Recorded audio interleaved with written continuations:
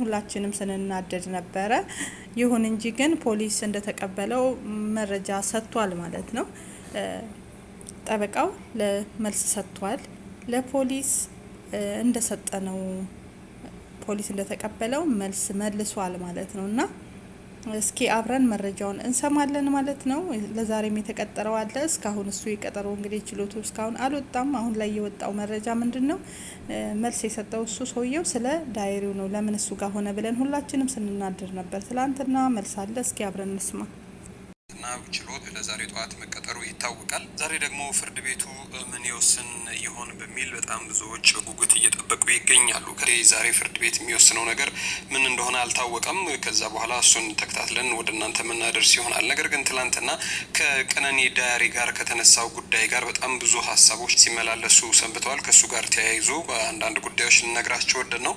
እስከ ፕሮግራማችን ፍጻሜ ድረስ ጠበቃ አንደበት ተሰማ ከተባለው ከቀነኒ አዱኛ ቀን ውሎ መመዝገቢያ ወይም ዳያሪ ጋር ተያይዞ ብዙ አነጋጋሪና አጨቃጫቂ ነገሮች ተነስተው ግራቅኝ ሲራገቡ ውለው አድረዋል። እርግጥ ነው ከህግ አግባብ አንጻር ሲታይ ግለሰቦቹ ያነሷቸው ነገሮች እውነትነት ያላቸው ይመስላል ይላሉ አንዳንድ ግለሰቦች። ለዚህም ይመስላል ብዙ የህግ ባለሙያተኞች ጉዳዩ ላይ ዳያሪው እንዴት ሆኖ ነው የተጠርጣሪ ጠበቃ እጅ ውስጥ እየወደቀው የሚሉና ሌሎች ነገሮችን ከሙያ አንጻር እያነሱ ሀሳብ ሲሰጡ የተስተዋሉት። ከዛ በመለስ ቀነኒ ዳያሪዋ ላይ ጻፈች የተባለው ጉዳይን በተመለከተ ጉዳዩ ይመለከተናል ከሚሉ ሰዎች መካከል ደግሞ ገሚሶቹ እንዲህ ይላሉ። የአንዷለም ጎሳ ጠበቃ ቀነኒ ዳያሪዋ ላይ ራሷን የማጥፋት ሀሳብ እንዳላት መጻፏን ገልጾ መከራከሩን ሰምተናል። ቀነኒ በህይወት እያለች ራሷን የማጥፋት ሀሳብ እንደነበራት ካወቀ አንዷለም ራሱ ዳያሪዋን የማንበብ አጋጣሚ አልነበረውም ወይ? ከነበረውስ ጉዳዩን በተመለከተ ለምን የስነ ልቦና ሕክምና እንድታደርግ ወይንም ደግሞ በዘመድ አዝማዶቿ አለያ ደግሞ በወዳጆቿ ስለምን እንድትመከር እንድትዘከርና እንዲህ ላለው ክፉ ሀሳብ ያነሳሳት ነገር ምን እንደሆነ እንድትጠየቅ ለምን አላደረገም ሲሉ፣ በሌላ መልኩ ደግሞ ከዲያሪው ጋር ጥርጣሬ ያላቸው ሰዎች ዲያሪው ላይ ተጻፈ የተባለውን ነገር ራሱ እርሷ ስለመጻፏ ምን ማስረጃ አለ? ፖሊስስ ማስረጃ ሲሰበስብ ዳያሪዋን ለምንድን ነው ወዲያውኑ ያላገኘው? ፖሊስ ቤቱን በበረበረበት ወቅት ዳያሪዋን ያላገኘው ይሁነኝ ተብሎ ተደብቆ ነው ወይ? ከሆነስ ይህንን ያደረጉ ሰዎች መረጃ በማሸሽ አይከሰሱም ወይ የሚል ጥያቄ ያነሳሉ። ሌሎች ደግሞ እንዲህ የ14 ቀን ቀጠሮ እየተሰጠ የሚቀጥለው እስከ መቼ ነው? ቀነኒ ተገድላ አይደለም ራሷን አጥፍታ ነው ቢባል እንኳን በህይወት ሳለች ለደረሱባት አካላዊና ስነ ልቦናዊ ቀውሶች ተጠያቂ የሚሆን አካል የለም ወይ የሚሉ ጥያቄም የሚያነሱ ሰዎች ብዙ ናቸው። ትክክልነት ነው። አሁንም ቢሆን ማለት ነውና እኔ ራሱ ትላንትና እንዳልኳችሁ ይሄ ነገር የሷ መሆኑን በምን እርግጠኛ ነን? እርግጠኛ መሆን ራሱ እኮ ከባድ ነው። እሷ ጻፈች ተብሎ ሌላ ሰው ጽፎ ሊያስቀምጥ ይችላል። የእሷ መሆኑስ ምንድን ነው? የእጅ ጽሁፏ መሆኑ ምን አይነት እርግጠኛ አለ? እውነት ይሄን ነገር ስጽፍ እሱ ሳላነበበም ወይ? ለምንድን ነው የሚገባውን ነገር ያላደረገ? ይሄን ነገር አንብቦ ትክክለኛ መልስ ነው እነዚህ የሰጡት ማለት ነው። የሁሉም የኔም ጥያቄ ይሄ ነው ማለት ነው። እና በጣም በሚያሳዝን ሁኔታ ነው እንግዲህ ሁሉ ነገሮች ድብስብስስ እያሉ ነው የነበሩት። ብቻ ፈጣሪ ሁሉንም ነገር ይፍታው። የዚችን ልጅ እንቆቅልሽ መድኃኒዓለም ይፍታው ነው ምለው እኔ። ብቻ በጣም ከባድ ነው እና እንግዲህ የሰጠው መልስ አለ ማለት ነው። እስኪ አብረን እናዳምጥ፣ እንቀጥል። አካል የለም ወይ የሚሉ ጥያቄም የሚያነሱ ሰዎች ብዙ ናቸው። ወደ ዋናው ጉዳይ ስንመጣ ለዚህ ሁሉ ርዕሰ ጉዳይ መነሻ ሀሳብ የሆነን የድምጻዊ አንዷለም ጠበቃ በፍርድ ቤት ቀነኒ ዳያሪዋ ላይ ራሷን ለማጥፋት ሙከራ እንደምታደርግ የጻፈችበት መረጃ አለ ማለቱ ነው። ከዚህ ጉዳይ ጋር ተያይዞ ታዲያ ከህግ አግባብ ብዙ ሰዎች ሀሳባቸውን በማህበራዊ ሚዲያቸው ላይ የገለጹ ሲሆን ለዛሬው ግን በወላይታ ሶዶ ዩኒቨርሲቲ የህግ መምህር፣ የሰብአዊ መብት ተሟጋች እንዲሁም በደቡብ ኢትዮጵያና በፌዴራል ማናቸውን ፍርድ ቤቶች ጠበቃና የህግ አማካሪ የሆኑት አቶ አበባየሁ ጌታ እንዲህ ሲሉ ከጉዳዩ ጋር ተያይዞ ያላቸውን ሙያዊ አስተያየት ሰጥተዋል። ጠበቃው በርዕሰ ጉዳያቸው እንዲህ ይላሉ። ስለ ቀነኒ ዳያሪ ይላሉ። የወንጀል ምርመራ በተለይም የነፍስ ግድያ ወንጀል ምርመራ እጅግ ውስብስብና ቀጥተኛ ማስረጃ በግልጽ ከሌለ እጅግ አዳጋችና አስቸጋሪ የወንጀል አይነት መሆኑን ድረስ ፖሊስም የምርመራ ውጤቱን ይፋ እስካላደረገ ድረስ ሁሉ ነገር ለምን እርሱ ላይ ይደፈደፋል የሚሉ ሀሳቦችም ብዙ ናቸው። እንዲያም ሆኖ ፖሊስ ከምርመራ ውጤቱ ምን አግኝቶ ይሆን? እንዴት ያለ የምርመራ ውጤት ያሰማን ይሆን? ፍርድ ቤቱስ ምን ይወስን ይሆን የሚለው ነገር የሁሉ ሰው ጥያቄ ሆኗል። ከዚህ ቀደም ባልተለመደ መልኩ በቀነኒ ጉዳይ ላይ ሰዎች የቀነኒን የፍርድ ቤት ጉዳይ በተመለከተ ከቀጠሮ ፊት በየማህበራዊ ሚዲያዎቻቸው ላይ ከችሎት ቀጠሮ ማለትም ከዛሬ መጋቢት 29 ቀን በፊት ባሉት ቀናት ውስጥ የችሎት ቀጠሮ 3 ቀን ቀረው፣ 2 ቀን ቀረው፣ 1 ቀን ቀረው፣ ነገ ነው እያሉ የችሎት ወሬውን ለመስማት ጉጉት ሲያሳዩ ታይተዋል። ሁሉ ሰው ቢችል ችሎት ላይ ተገኝቶ የሆነውን ቢሰማም ቢያደምጥም ይወዳልም ይፈቅዳልም። ነገር ግን ያ ሊሆን አልቻለም። እነሆ ዛሬም ታዲያ ቀኑ ደረሰና ችሎት የቀነኒ ጉዳይ ፍርድ ቤት ቀርቦ ነበር። ችሎቱ ዛሬ ምን አለም? በቀነኒ አዱኛ ሞት ላይ ዛሬ ቀጠሮ የነበረ ሲሆን በአራዳ ምድብ ችሎት ዛሬ በነበረው ችሎት የፖሊስ የምርመራ ውጤት ይጠበቅ የነበረ ሲሆን ፖሊስ የ15 ሰዎች መረጃን ማሰባሰቡን ገልጾ የፌዴራል ፖሊስ ፎረንሲክ የምርመራ ውጤቶች አሁንም አልደረሱኝም በማለት 14 ተጨማሪ ቀናትን ጠይቋል። የአንዷለም ጠበቃ በበኩሉ የቀነኒ ዲያሪ እሱ ጋር እንዳለ ጠቅሶ ቀነኒ ራሷን ለማጥፋት በተደጋጋሚ መድኃኒት ወስዳ እንደነበር ተጽፎ አግኝቻለሁ ሲል ለፍርድ ቤቱ አስታውቋል። ተጨማሪ የጊዜ ቀጠሮ መፈቀድ የለበትም፣ አንዷለም የዋስ መብቱ ሊጠበቅለት ይገባል ሲልም ጠበቃው ተከራክሯል። በተጨማሪም ከዚህ ጋር ተያይዞ ከዚህ ቀደም በሌሎች ማህበራዊ ሚዲያዎች እንደተሰራጨው ከእስር ወጥቶ የሙዚቃ ስራውን ለፋሲካ ያቅርብ የሚለው የዩቲዩብ ዘገባ የተሳሳተ ነው፣ ሊታረም ይገባል ሲልም ጠቅሷል። ፍርድ ቤቱ የሁለቱን ክርክር ከሰማ በኋላ የክርክሩን ውሳኔ ለመስጠት ለነገ ማክሰኞ ጠዋት ቀጠሮ ሳይ የነበረውን ጉዳይ በተመለከተ ሌላ ጥላያሚ የተባሉ ግለሰብ የችሎት ውሎን በተመለከተ ከዚህ ቀደም በማህበራዊ ሚዲያቸው ላይ እንዲህ ሲሉ አሉ ያሉትን ችግርና ቅሬታቸውን ነበረ። የችሎቱ ሂደት ግልጽ መሆን አለበት፣ ለቤተሰብ ለሚዲያና ለሕዝቡ ክፍት መሆን አለበት። በስሚ ስሚ ከመስማት የፍርድ ሂደቱን በቀጥታ መከታተል ፍትህ እንዳይዛባ ሚና ይኖረዋል።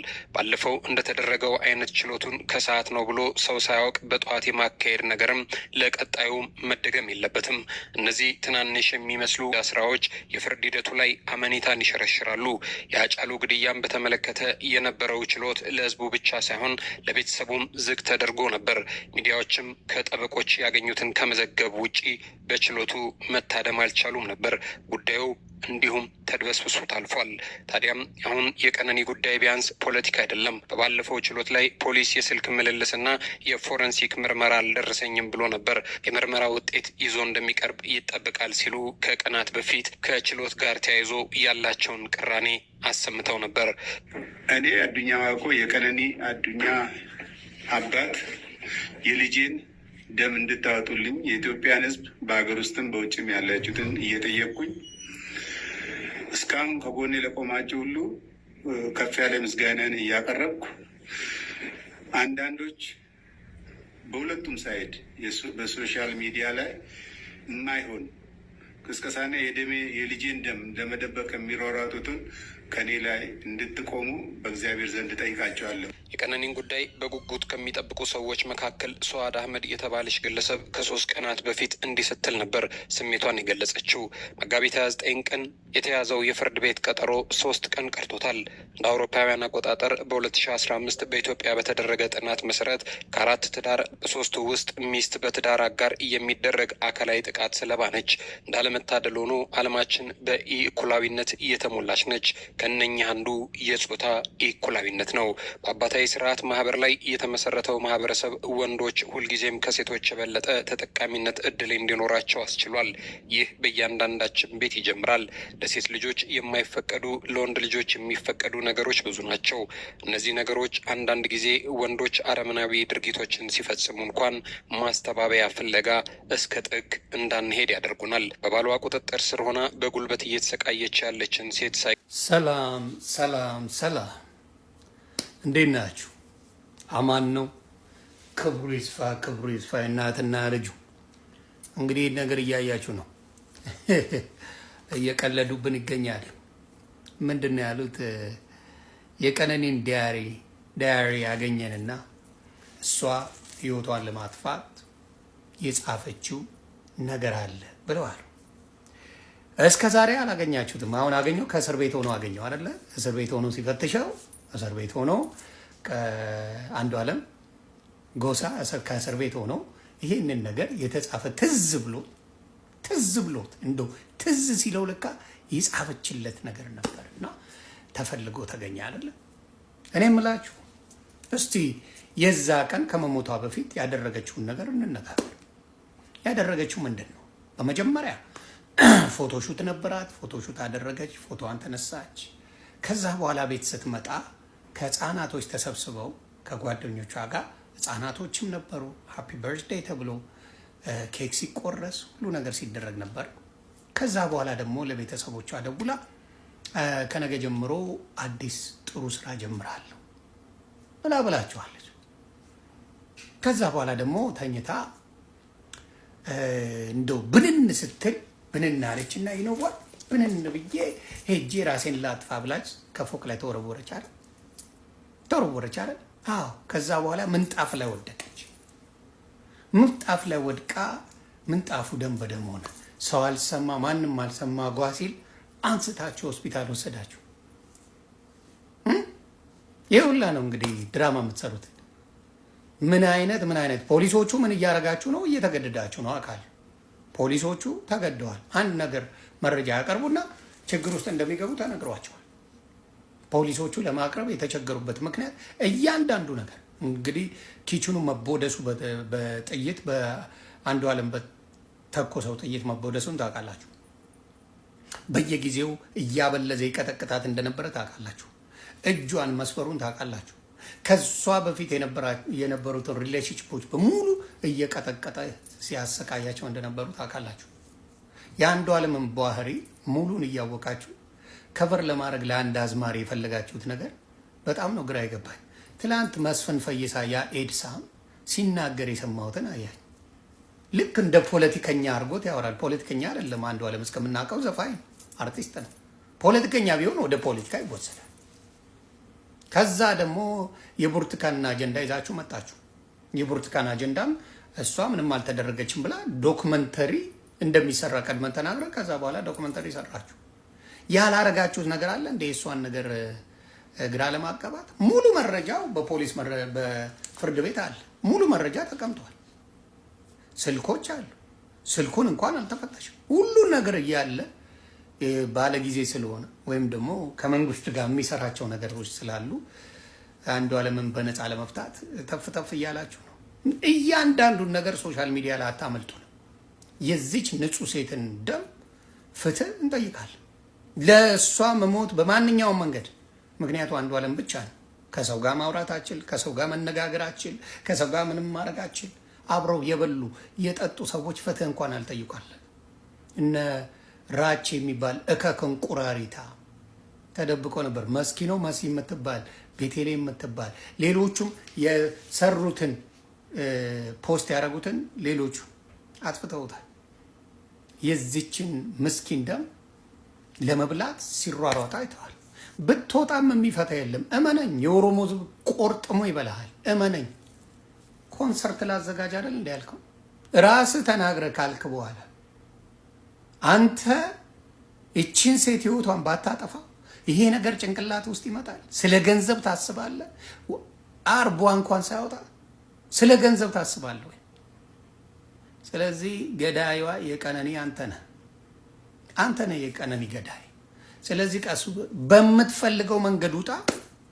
አንተ በህይወት አትኖርም፣ እርግጠኛ ሆኜ እነግርሃለሁ። እስቲ ምን እንደምታመጣ እናያለን። አንተ የሰው ህይወት አጥፍተህ ኢትዮጵያ ላይ በሰላም አትኖር። የምትሄድበት ቡላ ትሳደዳለህ። ኢትዮጵያ ህግ ከሌለ የኢትዮጵያ ህዝብ ህግ አለው። የእናትየው የአባትየው አደራ አለብን። ፍትህ ነው የጠየቅነው። ገዳይዋ ነህ፣ አሰቃይዋ ነህ። በጣም በወንድሟ በታናሽ ወንድሟ ፊት ተቀጠቅጣት ነበር። አንተ ባለጌ መረን ነህ፣ ሰካራም ቆሻሻ ነህ። ስለዚህ የምታመጣው እናያለን። ኤድሳሙ አንተ ሚስት ከቤት አባራል ነበር እንደ አሜሪካ ላይ ትንፍሽ ማለት አልቻልክ። እኛ ነን ብር ሰብስበን ያስገባን አይደል? ተራ ካድሬ ነው። ዝም ብለህ ይወረውርልሃል የሆነ ነገር። አሜሪካን ሀገር አንተ ስንት ዓመት ኖረ እንኳን እንግሊዘኛ ኡበር መስራት አችልም አይደል? እድሜ ለብልጽግና አሁን ገብተህ የምትልከሰከሰው ምንም አቅም የሌለ ሰው ነበር። ሚስት አውጥታ ጥላ እኛ ገንዘብ አሰባስበን ያስገባል። ማንም ያውቃል። ተራ ካርዴ ነው። ኤድሳምን በሽተኛ አንተን እንኳን እንደዛ ቦታ የምንሰጥ አይደለንም። ግን እሷን በዘር ከሄድክ ኦሮሞ ናት። የረሳው እሱን ነው። በዘር ከሄድክ ኦሮሞ ናት። ሴት ልጅ አለች ሜላላ የምትላት ሜላላን እንደዛ ቦይፍሬንዷ ቢያረጋት ኖሮ እንደዚህ አትልም ነበር። ቆሻሻ መሀይም ስለሆንክ እንደዚህ አይነት የቆሸሹ ነገሮችን ታደርጋለህ። እያንዳንዳችን ለነገ ጠዋት ተቀጥሯል። እያንዳንዳችን ፖሊሶቹን እያስፈራሯቸው ነው። እነ ሽመልስ አብዲሳ በደንብ አድርገው እያስፈራሯቸው። ስለዚህ ፖሊሶቹ መረጃውን ለማምጣት በጣም እየተሸማቀቁ ነው። ይዘውታል አለ መረጃው እያለ ነው። በነፃ ለመልቀቅ ግን ይኸው ስራቸውን ተፍ ተፍ እያሉ ነው። ስለዚህ አሁንም ፍትህ ለቀነኒ እንጠይቃለን። ሰላማችሁ ይብዛ። መልካም ቀን።